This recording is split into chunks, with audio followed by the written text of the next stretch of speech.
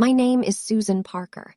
I am 34 years old, and 3 weeks ago my mother threw my sister a surprise party and forgot to tell me. I still sent the gift. I still wrote the card. I still signed it with love. And then my grandmother called me and said 7 words that ended 11 years of silence in this family. Come over, alone. Don't tell your mother. What was inside the cedar box on her kitchen table is the reason I am telling you this now. It is the reason I drove 90 minutes the next morning on a Wednesday in October with both hands at 10, 00 and 2, 00. It is the reason the dining room of my parents' house, 6 weeks later, was the quietest room I have ever stood in. Let me show you. Welcome back to Calm Drama Stories. This is where quiet women tell the loudest stories about families, about boundaries, about the documents that finally tell the truth out loud. If this is your first time here, you might want to settle in. Drop a comment when something hits you and be sure to subscribe. I should probably tell you who I am before I tell you what they did. I am a contracts attorney at a mid-sized firm in Hartford, Connecticut. I have been there for 6 years. I get to my desk at 7:15 every morning. I run 3 miles before that, in the dark in winter and in the soft gray of summer. I live alone in a 1-bedroom apartment in West Hartford that I have paid for by myself since I was 26. The furniture is from IKEA. The couch is from a Goodwill on New Britain Avenue. I bought the couch on a Tuesday and reupholstered it on a Sunday, and I have never once asked anyone in my family for $1. My family has a name for this. They call it being self-sufficient. They have called me self-sufficient since I was 8 years old, and for most of my life, I wore that word like a Girl Scout sash. I was proud of it. I thought it meant I was strong. I thought it meant I was the kind of woman who didn't need anyone to remember her birthday, who didn't need a hand on her shoulder at her grandfather's funeral, who didn't need an invitation to her own sister's surprise party. I had spent my 20s learning how to not be inconvenient. Apparently, I was very good at it. At 34, I was beginning to wonder when self-sufficient had quietly become easy to forget. I want to tell you that I had figured this out before October. I had not. October figured it out for me. Let me back up. Because if you are going to understand the party, you have to understand the parties before the party. My 30th birthday, my mother forgot until 3:00 in the afternoon. She called me from the parking lot of a Costco. The wind was loud. She said, "Oh, sweetie, happy birthday. I was going to bake, but the day got away from me. What about brunch next Sunday?" Next Sunday became the following Sunday, became somehow the following March. My sister Vanessa's 30th birthday, 6 months later. My mother catered for 40 people. There was a cake from a French bakery in Avon and a calligraphed seating chart and an ice sculpture that looked distantly like a flamingo. My mother had been planning it since June. My MBA graduation 10 years ago. My parents skipped the ceremony for Vanessa's wedding tasting. They told me, "Sunday, we'll do something Sunday." Sunday became Thursday. Thursday became never. I framed my own diploma. It hangs over the IKEA dresser. Standing next to my grandfather's casket at 23, my mother leaned over and asked me to help carry Vanessa's purse because Vanessa was crying. I had a transcript of forgettings. I just had not read it back to myself in order yet. I had to be clear with you about one thing. I never thought my mother was cruel. I thought she was a woman who loved a daughter who needed her loudly, and that I was the other daughter, the quiet one, the one she could rest from. I had built a whole identity around that interpretation. It was, it turns out, the most expensive interpretation of my life. The Tuesday I found out about the party was a Tuesday like any other. Cold coffee, 3 contracts open, Outlook full. I was scrolling Instagram during my second cup, which I should not have been doing at 10:00 in the morning, but I was. My cousin Madison had posted to her story. Balloons in my parents' backyard, a cake, 22 faces I knew. The text overlay said in pink, "Surprise, my favorite cousin Vanessa is 31. I zoomed in on the photo. My mother was in the middle, laughing, wearing the cashmere sweater I had given her for Christmas. My father was at the grill. Brett, my brother-in-law, was carrying a tray of glasses. 22 people, my uncle, my 2 aunts, both of my grandparents on my father's side, Madison, Tyler, a neighbor. The date stamp read Saturday, 2 days earlier. I had not been told. I had not been called. I had not been mentioned. I set my phone down on the desk, screen up. I did not pick it up for a full minute. I looked at the contract on my monitor and read 3 sentences without absorbing any of them. Then I picked up my phone and took a screenshot. I texted it to nobody. I just kept it. I finished my coffee. I closed the contract. I opened a new tab and looked up, for no good reason I could name, the difference between revocable and irrevocable trusts under Connecticut law. I read for 40 minutes. I went to a 1:00 meeting and asked good questions. I called my mother at 7:00 that evening. She picked up on the 4th ring. "Hi, sweetie," she said. "Hi, Mom. How was your day?" "Fine. Mom, was there a party for Vanessa on Saturday?" There was a pause. It was longer than it needed to be. "Oh, sweetheart, we were going to tell you. It just came together so fast." I let the silence sit. "Madison posted 3 weeks of planning," I said. Another pause. I could hear her opening a cupboard. "Honey, your father and I, we know how you are about big crowds and you've been so swamped with work. And Vanessa, just you know how she is when she's stressed. And she's been going through that thing with Brett's mom. And we just thought, what did you think?" She exhaled. It was the exhale of a woman about to say a sentence she had already rehearsed. "I thought you'd be too busy." I closed my eyes. I had heard this sentence before. I had heard a version of it on my 30th birthday when she said the day got away from me. I had heard it on graduation Sunday when she said we'll do something later. I had heard it for 34 years, just rephrased every time. "Mom," I said, "I needed to know my sister was turning 31. "Well, I'm telling you now." Knowing isn't the same as being invited. "Susan, please, don't be dramatic. We're a family." I did not answer that one. I said good night and I hung up first. I sat on the couch I had bought for $200 on a Tuesday. I put my phone on the IKEA coffee table. Then I stood up and got my coat. There's a stationery store on Pratt Street in downtown Hartford that stays open until 8:00 on weeknights. I knew it would be open. I had been there before to buy thank you cards for clients. I parked. I walked in. I picked up a hand-pressed card, cream linen with gold sprigs of something pressed into the front. $8. I paid in cash. I took the card home. I sat at my desk under the lamp. I wrote in my careful contract's attorney handwriting, "Vanessa, happy 31st.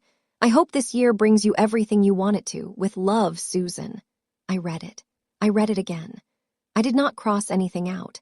Then I went online and I ordered the diptych candle Vanessa had been posting about for 6 months, figure, $180 next dollars day shipping.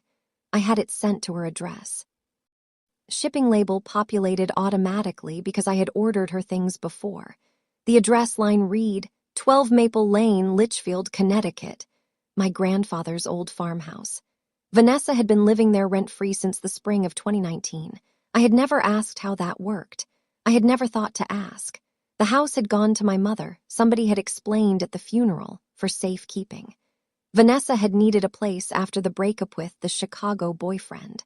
My mother had given her one. I had been 28, deep in bar exams and contracts, and I had nodded and not pursued it. You can probably see from where you are sitting what I could not see from where I was sitting. That was the problem with being self-sufficient. I had spent 34 years not looking under the rug. That Sunday my mother invited me to lunch to make up for it. Her words. I went. I drove 40 minutes to the house I grew up in West Hartford. I parked behind Vanessa's white Lexus ICE in the driveway. I rang the doorbell. My mother hugged me long. Vanessa hugged me too, smelled like the perfume I had not bought her, and said, "You look so tired, sis. You really need to take time off." "I'm fine," I said. "Thanks." The roast was on the table by the time I sat down. My father carved. My mother passed beans. Vanessa described her birthday in detail. The surprise, the cake, the way she had screamed when she walked in. My mother laughed at every part of the story, even though she had been there.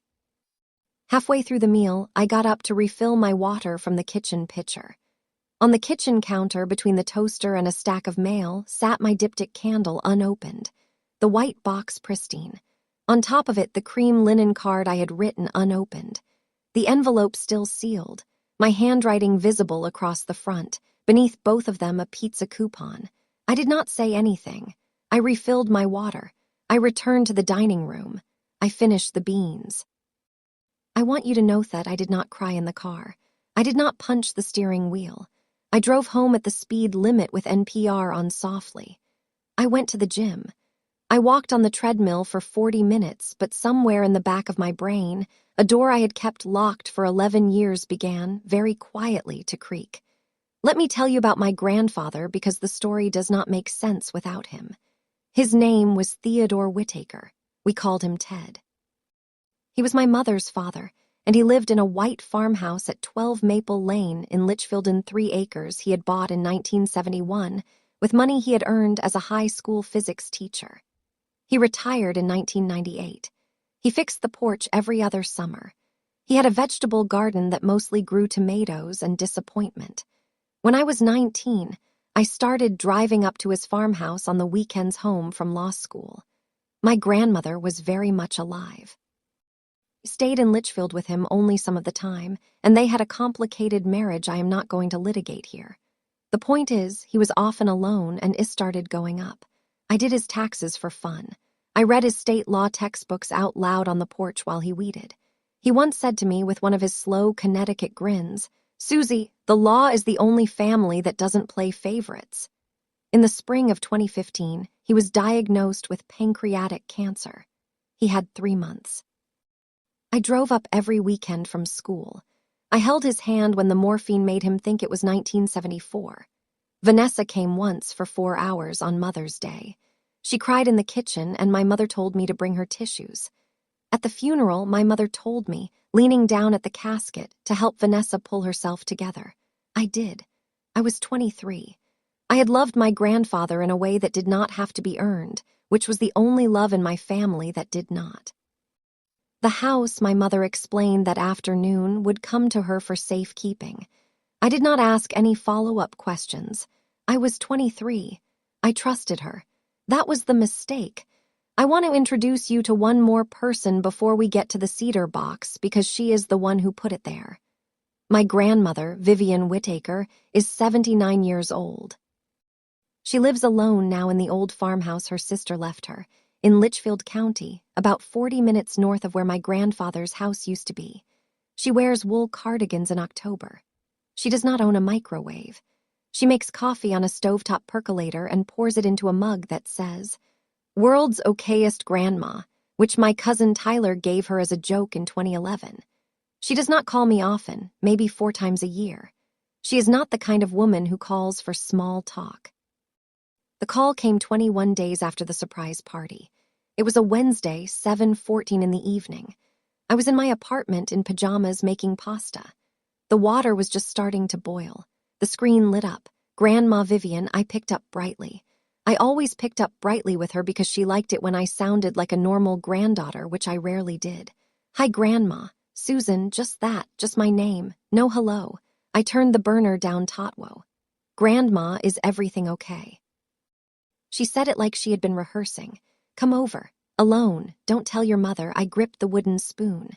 "Grandma, what's wrong? I need you to come tomorrow morning before 9:00. Don't bring anything. Don't tell anyone where you are going.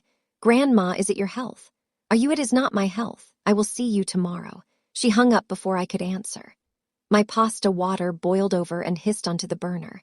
I stared at my own stove for what was probably 20 seconds. The smell of scorched starch filled the kitchen. She had not asked me to come alone in 11 years. The last time my grandfather had been dying. I left my apartment at 5:45 the next morning. The sky was still that flat October purple before sunrise. I had not slept much. I had not packed anything because she had told me not to. The drive to Litchfield County takes about 90 minutes if you take the back roads. I took the back roads. Route 8 to Route 4 to Route 63. Maple trees in their second week off color. Cell service drops in 3 different valleys. I had spent the night running through every possibility. Cancer, stroke, dementia. My mother had done something. My grandmother had remembered something. Someone had died and I had not yet been told because I was the one who would handle the arrangements and they wanted me well rested. I rehearsed my face for each possibility. I rehearsed sentences. I am a contracts attorney. I rehearse for a living. I pulled into her driveway at 7:30, gravel under the tires. The farmhouse U-height clapboard, blue shutters, the porch swing she had repainted in August. She opened the door before I knocked. She was in her wool cardigan and slippers and her hair was pinned back the way she pins it when she has a long morning planned. "Come in, coffee's on." She did not hug me. My grandmother is not a hugger. I followed her into the kitchen. It smelled like burnt toast and lavender. Her percolator was steaming. On the counter, 2 mugs already poured. "Sit, Susan." I sat at the kitchen table. She poured cream into both mugs from a small glass pitcher. Her hands were shaking a little. I had never seen my grandmother's hands shake. She did not sit yet. She walked into the dining room and came back carrying something I had not seen since I was 12. A small cedar box. Old wood, dark with age, brass corners about the size of a hardback book. She set it on the table between us. "Grandma, Susan." "Before you open it, I need to say 2 things." I closed my mouth. She sat across from me. She wrapped both her hands around her mug like she was trying to warm them up from the inside. "Your grandfather kept this box in his bedroom closet on the top shelf for 15 years. 4 days before he died, he asked me to put it somewhere safe and only give it to you when I was certain you were ready. That was 11 years ago." I looked at the box. I looked back at her. "Why now?" "Because I saw the pictures from your sister's party, and I watched my own daughter laugh in her own backyard while my oldest granddaughter drank coffee alone in West Hartford. I should have given this to you a long time ago. I told myself I was waiting for the right moment. I was wrong. I am sorry. I did not say anything. The second thing, whatever you decide to do with what is inside is yours to decide. I will support whatever you choose, but you should know once you open it, you cannot unknow. So open it when you are ready." I picked up my coffee. I drank a careful sip. Then I set the mug down and opened the box. There were 3 things inside. A yellowed envelope, addressed in Migrantfäther's handwriting to SEPA small brass key, the kind that fits a safe deposit box, and a folded document, 3 pages with a blue notary seal. I unfolded the document first. I read the header. "First codicil to the last will and testament of Theodore J. Whittaker, dated March 17, 2015, 3 months before he died. If you have ever been the so-called fine one in your family, the one who didn't need much, the one who handled things, the one who was easy to skip, I want you to stay with me. There are still 5 pages on that kitchen table. The cedar box is going to come back twice more. Drop a comment if you have ever found something you were not supposed to find, then hit subscribe." I read the codicil out loud. I always read documents out loud the first time. It is a habit from law school.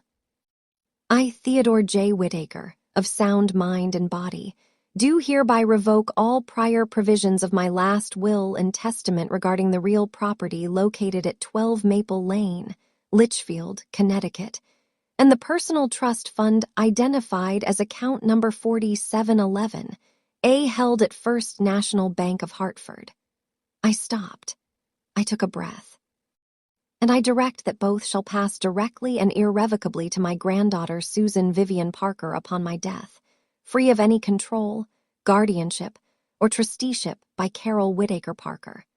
The next paragraph was financial. "The trust fund balance as of this date stands at $185,000. The deed to 12 Maple Lane is to be transferred to Susan Vivian Parker by my executor within 30 days of probate. Signed, Theodore J. Whittaker. Witnessed by Vivian D. Whittaker and Gregory M. Halloran, Esquire. Notarized in Litchfield County, March 17, 2015. I set the document down on the table. My grandmother said, 'Now read the letter.' I picked up the yellowed envelope. I broke the seal with my thumbnail. 3 pages inside in my grandfather's slanted blue ink. The opening line said, 'Susie, if you are reading this, your grandmother has decided you are ready, which means a great deal of time has passed.' I read it slowly. I read the parts about him being proud of me. I read the parts about him being sorry he had not told me in person. I read the part where he said he had waited until he knew he was dying because he had not wanted my mother to fight him while he could still fight back. And then I read the line. He had written it in the middle of page 2. Same blue ink, same careful hand. He knew I would be passed over. I read the line twice. He kept going. Your mother loves you the way she no-show, which is less than you deserve. She has always told herself it was kindness that your sister needed more. It is not kindness. It is a story she tells herself. I will not be here to correct it. So I am correcting it now with paper. The house is yours. The fund is yours. They were always going to be. I set the letter down on top of the codicil very carefully. I did not cry. I had spent 11 years being the daughter who did not need to. I was not going to break that habit while holding the evidence. I looked at my grandmother. Why was this never filed? She nodded slowly. She had been waiting 11 years for that question. Your mother drove to his house the morning after he died. She told me she was going to pack his clothes. She came back to my house with a banker's box. The unsigned working draft from his desk was inside. She burned it in the fireplace at her house on a Saturday. I watched her. I let that sit on the table next to the codicil and the signed original. She slid the brass key across to me. Safe Deposit Box 731, First National Bank, Asylum Street Branch, downtown Hartford. Gregory put it there the same afternoon they signed. He told me, Vivian, do not let anyone tell you this didn't happen. I have been paying the box fee for 11 years, $58 a year, $638 total, the cheapest insurance policy of my life. I held the brass key. It was warm from her hand. Why didn't you tell me at the funeral? Because you were 23 and you were grieving and your mother is my daughter. I told myself there was a right moment coming. I have learned this autumn that the right moment never just arrives. You have to call it. Why did you call it now? Because I scrolled past your sister's birthday photos on Sunday morning and I sat in my kitchen and counted 22 faces in your father's backyard and yours was not among them. And I thought Theodore would have stood up and walked out. Grandma, I am not asking you to forgive me. I am just done watching. She placed her hand flat on top of the codicil. Whatever you decide to do, I will testify. I will sign whatever needs signing. Gregory's emails to me are in a folder in my hall closet. Everything I have is yours. I closed my hand around the brass key. I left my grandmother's house at 11:15. I hugged her at the door, which was the first time I had hugged her since the funeral. She did not say, I love you. She said, drive carefully and call me when you decide. The cedar box was on the passenger seat. I buckled it in. I do not know why. I think because nothing else in my life that mattered had ever required a seatbelt. I drove south on Route 63. The maple trees were brighter than they had been 3 hours earlier. I want you to know what I was not thinking about. I was not thinking about my mother. I was not thinking about Vanessa. I was not rehearsing a confrontation in my head. I was not crying. I was not even angry, not yet. I was thinking about contract law. I was thinking about the Connecticut statute of limitations on breach of fiduciary duty, which is 6 years from discovery, and how today was day 1. I was thinking about the small estate affidavit my mother must have filed in April of 2015, and how easy it had been, and how it would not have been if anyone had asked one question. I was thinking about the trust fund, and where $185,000 goes when nobody is watching. I was thinking about the greeting card I had sent Vanessa 3 weeks earlier, which had been sitting unopened on a kitchen counter in a house that legally belonged to me. By the time I crossed back into Hartford County, I had drafted 3 sentences in my head. The first was, I need an estate attorney who does not know my mother. The second was, I need a copy of every county land record for 12 Maple Lane. The third was, I am not going to raise my voice once. I pulled into my parking lot at 12:52 in the afternoon. I carried the cedar box up 2 flights of stairs. I started typing at 1:10. The first thing I did was log into the Hartford County Land Records portal. I have a subscription through work. I pulled up 12 Maple Lane, Litchfield. The title history rolled down the screen. 1987 to 2015, Theodore J. Whitaker, sole owner. April 2015, 1 month after he died, transferred to Carol Whitaker Parker by small estate affidavit filed at the probate court in Litchfield. The affidavit was a 1-page form. I clicked on the scanned PDF. There was my mother's signature. There was the notary stamp. A UPS store on Maple Avenue in Hartford. A $2 stamp. A 2-minute appointment. She had walked into a UPS store on a Wednesday and rewritten my grandfather's last wish for the price of a sandwich. I scrolled further.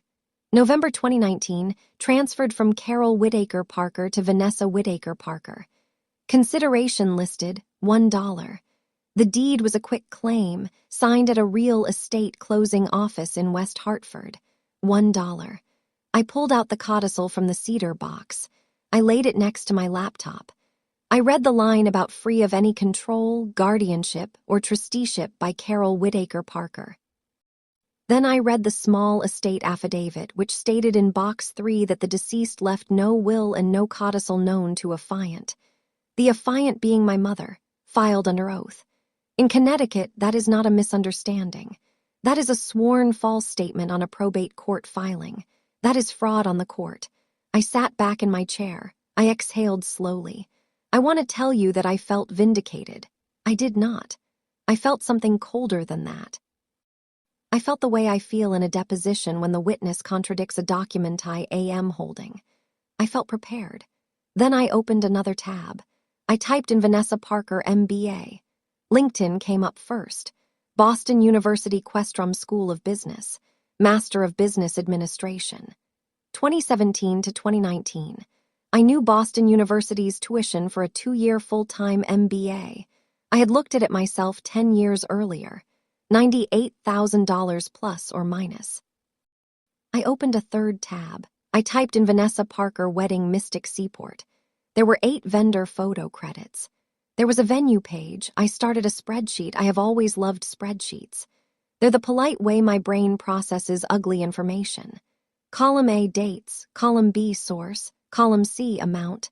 Column D, corresponding Vanessa life event. By 2:30 that afternoon, I had 37 rows. The trust fund, account 4711A at First National.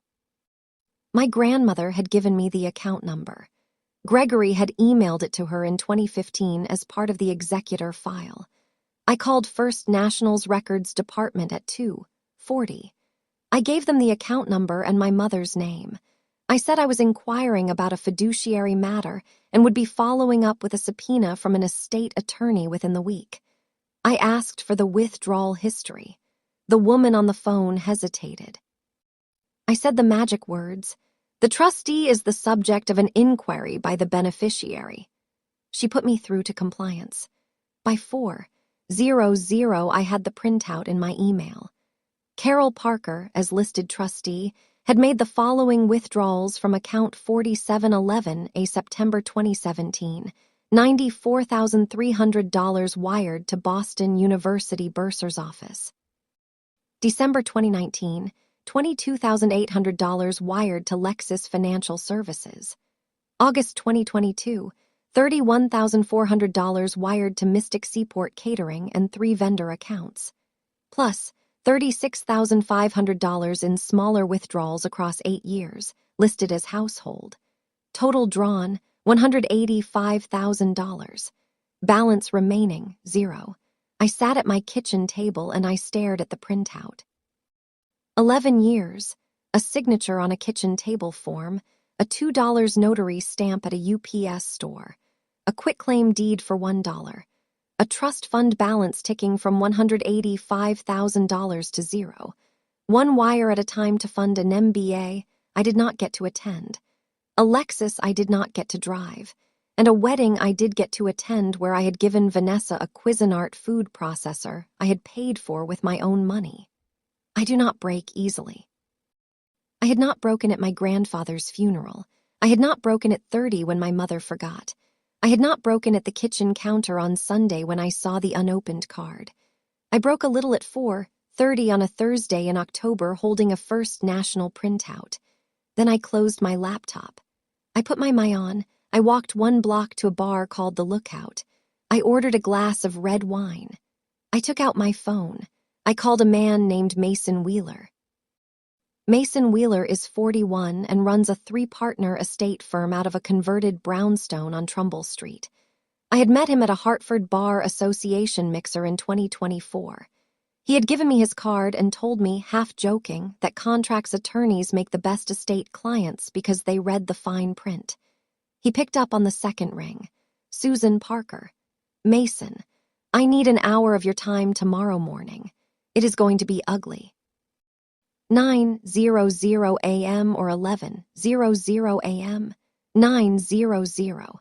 I sat in his conference room at 5:00 to 9:00 the next morning. I had the cedar box in a tote bag. I laid the codicil, the letter, the brass key, the county records printout, and the First National printout on his table in chronological order. He read for 22 minutes.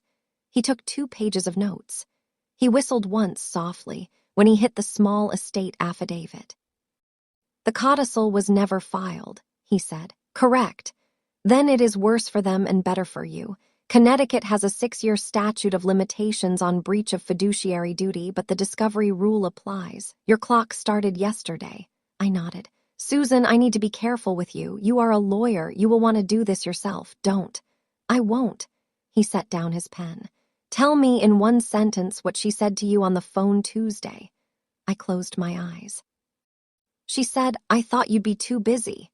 Mason was quiet for a moment. Susan, your mother said that to you on Tuesday. By Wednesday, your grandmother had handed you 11 years of evidence. You have not been too busy. You have been too kind. I did not respond. We are going to file quietly. We are going to subpoena the bank.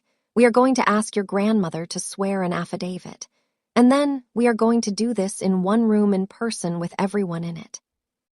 We drove to First National on Asylum Street that afternoon. Mason and I signed in at the safe deposit desk. The clerk pulled box 731 from the wall. I turned the brass key. The lock clicked. Inside the metal drawer, a manila folder. I lifted it out. The folder contained the signed original of the codicil on heavier paper than the copy in the cedar box. Same notary seal. Same blue ink. A second folder underneath held Gregory Halloran's email exchanges with my grandmother from March of 2015 through July, when he had filed the codicil in his firm's archive. There were also 2 letters from Gregorito, my grandfather, confirming the codicil had been executed in accordance with his instructions. Gregory had been thorough. Gregory had been a careful man. Gregory had died in 2018 in a hit-and-run on a road in Avon. The driver had never been found. I do not believe that has anything to do with this story. I want to be clear about that. Sometimes lawyers just die. Mason photographed everything. We returned the originals to the box. We left. The next 6 weeks were quiet. I went to work. I closed 3 contracts. I ran my 3 miles every morning. I did not respond to my mother's texts beyond just busy with work. Talk soon. I went to my apartment on Friday nights and read Connecticut estate procedure and prepared. The way I had prepared for the bar. Mason filed a sealed petition in Hartford Probate Court on the 3rd Tuesday of November. He subpoenaed First National. He drove to my grandmother's farmhouse and took her affidavit. A forensic accountant traced every one of the trust withdrawals. Mason told me on a Thursday in the 2nd week of December that we were ready.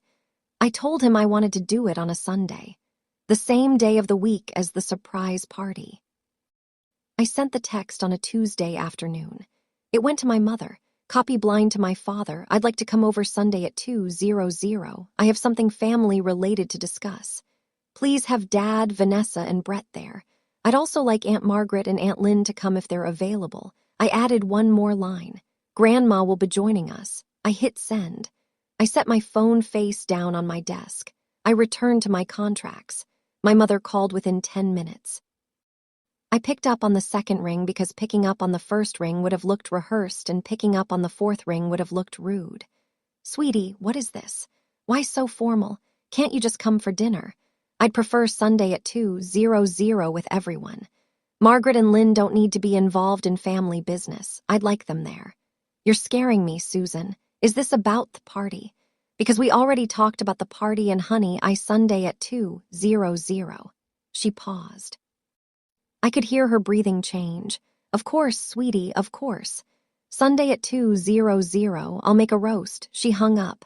12 minutes later, Vanessa texted me. Hey sis. Heart emoji.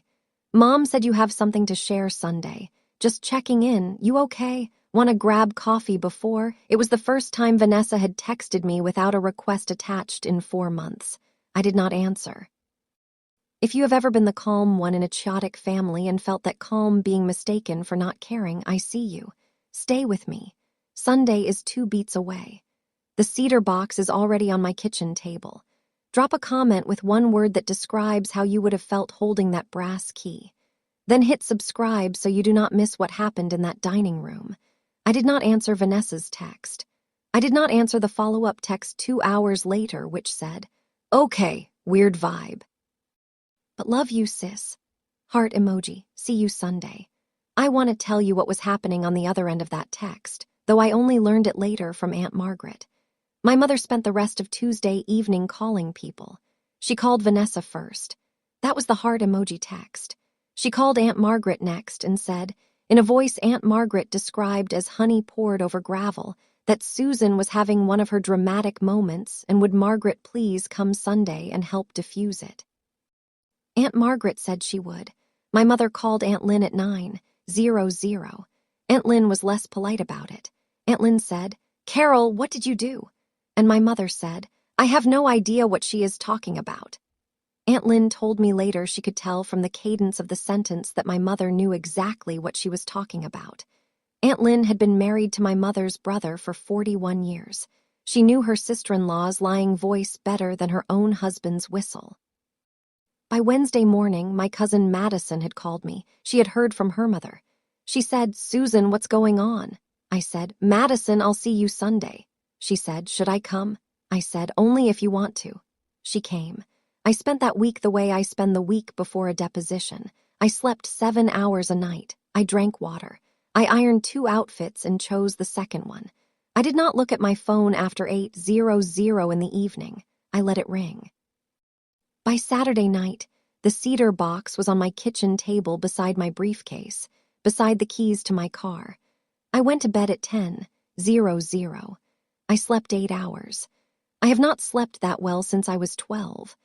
I want to take a moment to talk about my sister because I have not said enough about her yet, and I want to be fair.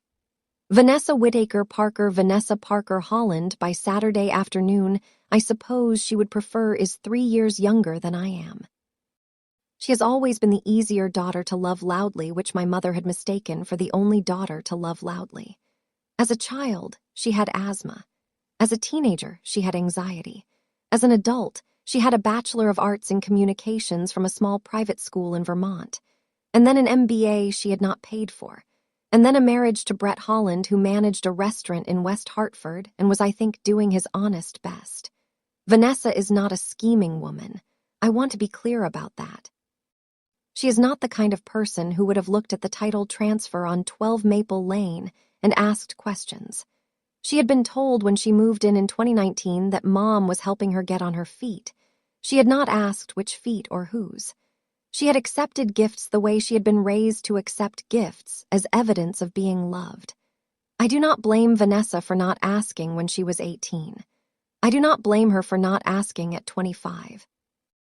I do blame her for not asking eventually after 30 years of being the daughter who got things. There is an age at which not asking becomes its own choice. She had been there for a while. That Saturday she texted me again at 6:00 in the evening. Just one line. Whatever it is, can we be okay? I looked at the message for a long time. I did not respond. I felt something resembling guilt about that for about 90 seconds.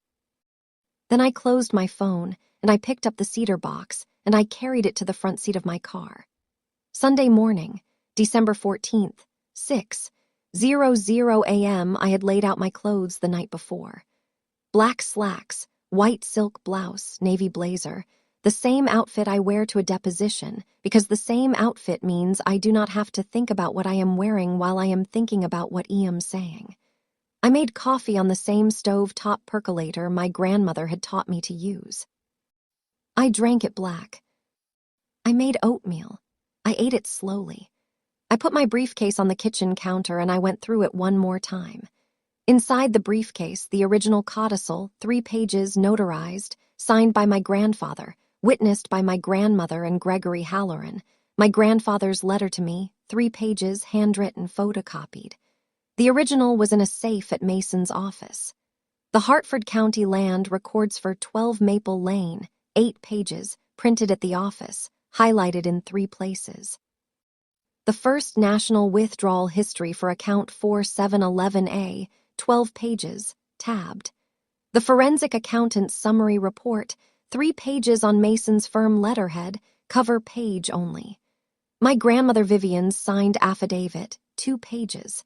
The greeting card I had mailed Vanessa in October.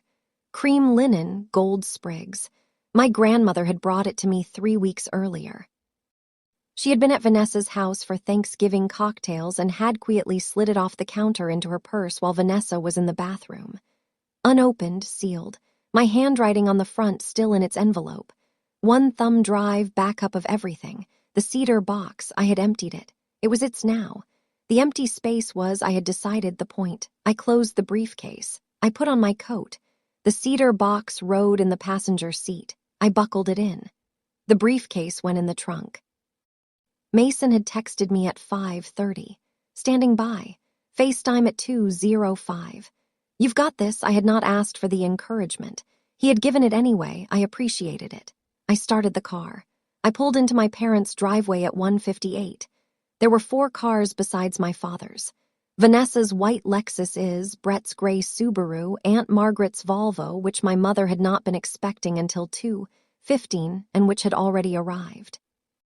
And unexpectedly, my cousin Madison's red Jetta and my cousin Tyler's pickup. They had not been invited. They were here anyway. Word travels. I sat in my car for 30 seconds. I picked up the cedar box from the passenger seat. I took the briefcase from the trunk. I rang the doorbell. I had not rung the doorbell at my parents' house in 26 years. I had always walked in. My mother answered. She was in the cashmere sweater from the Instagram photo. She had makeup on for a Sunday lunch, which was unusual. She smiled at me the way she smiles when she is about to manage me. "Sweetie, why are you ringing the bell? Come in. You're being so formal." "Hi, Mom." I stepped inside. I did not hug her. I walked past her through the foyer into the dining room. Everyone was already seated. My father at the head, Vanessa to his right, Brett next to her, Aunt Margaret across from Vanessa, Aunt Lynn next to Margaret. Madison and Tyler against the wall in folding chairs they had pulled in themselves. A roast was on the table, untouched, glasses of water, a bread basket. I set the briefcase on the table in the empty space where the carving knife should have been. I set the cedar box next to it. I did not sit down. The room went still. My mother's face changed. I have rarely seen my mother's face change in public. She is very good at faces. The face she had put on at the front door, the managing face, the let me fix this face, slid off in 2 seconds. Underneath was a face I had not seen since the morning of my grandfather's funeral. She recognized the cedar box. "Susan," she said. Her voice was lower. "Where did you get that?" "From Grandma." "When?" "Last month." My father set down his fork. I watched his eyes go to the cedar box and then to my mother.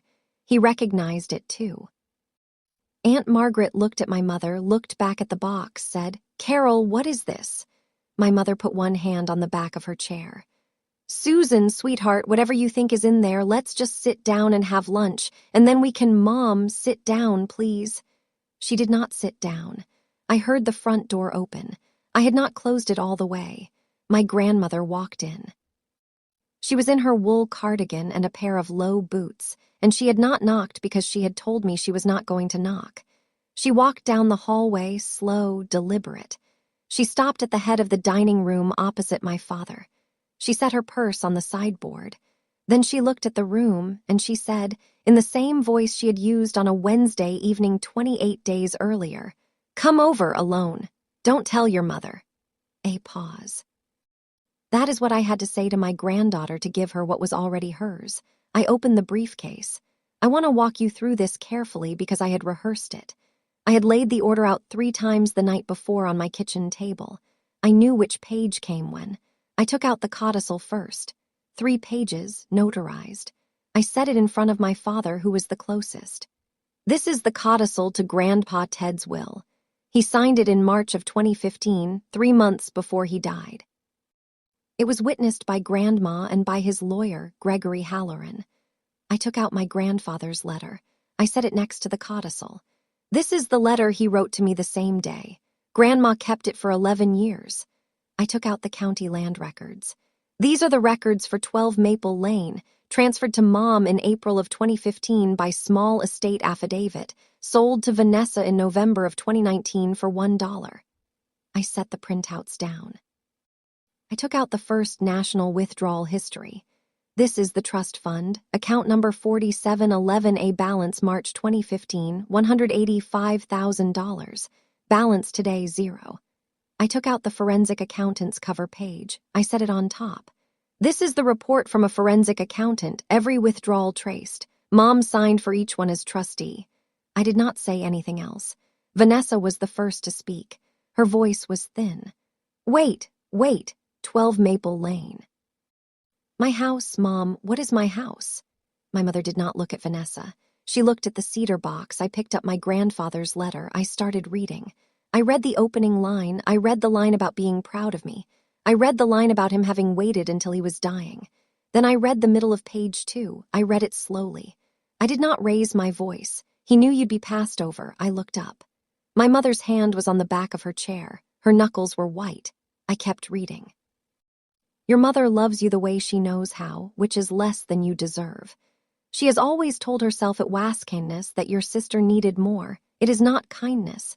It is a story she tells herself. I set the letter down. My mother said Dad didn't write that. My grandmother said from the head of the table. I watched him sign it. So did Gregory. May Gregory rest in peace. My mother said Dad would never. I reached into the briefcase. I took out the greeting card, the one I had mailed in October. Cream linen, gold sprigs, still sealed. I set it next to the codicil. 3 weeks ago I sent this. I wrote it with love. Vanessa, you never opened it. It sat on the counter of a house that legally belongs to me. Vanessa started crying. I didn't know. Mom, you said the house was, you said it was a gift. You said Aunt Margaret turned to my mother. Carol, did you? My mother snapped. She stood up. Her chair scraped the floor. After everything I have sacrificed for this family, after everything I gave up, you bring my mother into my house. You bring this. You stand in my dining room with a box. I did not raise my voice. You haven't sacrificed for me, Mom. You spent my money. Vanessa needed it. You were fine. You were always fine. I said it back to her. The same line, the way she had said it on a Tuesday in October. I thought you'd be too busy. The room went silent. My phone vibrated in my blazer pocket. I took it out. I accepted the call. Mason Wheeler's face filled the screen. I held the phone up so the room could see him. Mason said his name, his bar number, his firm. He said, a petition has been filed in Hartford Probate Court last Tuesday under seal. Notice will be served at this address by certified mail tomorrow morning. Carol, you will want to retain counsel today. My mother stared at the screen.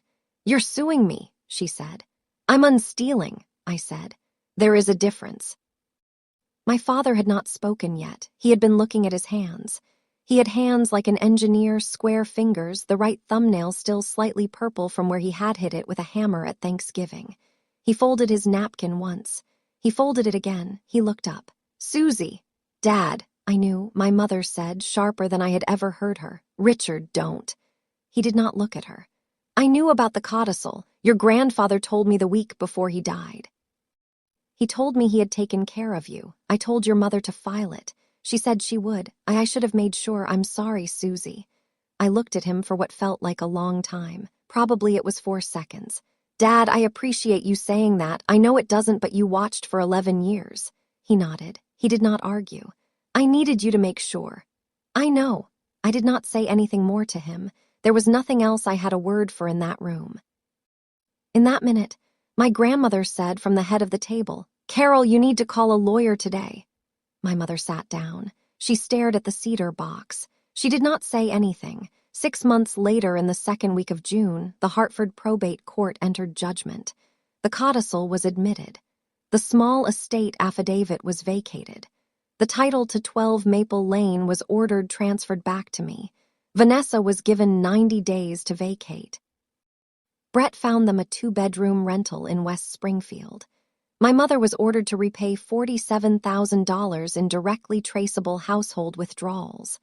The court reduced the original demand because her attorney argued in good faith that the MBA had been completed and could not be unwound.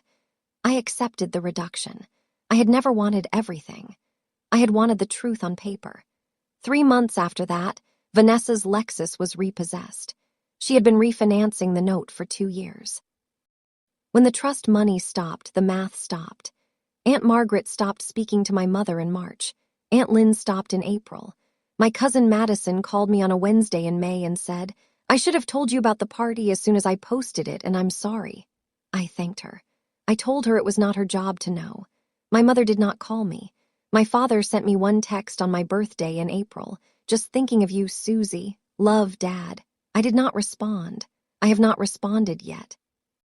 Vanessa sent me a letter in July. 3 pages handwritten. I read it once. I put it in a drawer. I have not decided what to do with it. My grandmother and I had dinner every Wednesday from January through May. We did not talk about my mother. We talked about her garden. I moved into 12 Maple Lane on the 2nd Saturday of May. I gave my landlord in West Hartford 4 weeks' notice. I packed my IKEA dresser. I packed my Goodwill couch. I packed the 8 boxes of contracts textbooks I had been telling myself I would donate for 6 years. I rented a U-Haul. My grandmother drove down with a casserole and a thermos of coffee and supervised from a folding chair on the porch while 2 college students I had hired from a moving service carried things in. The kitchen still smelled faintly like cedar. The porch railing was loose in one spot, the same spot my grandfather had been planning to fix the summer he got sick. I bought a tube of wood glue at the True Value in Litchfield on a Sunday. I fixed it. The cedar box sits on the mantel of the living room, empty. The brass key is in a small ceramic dish next to it. I have not used the dish for anything else.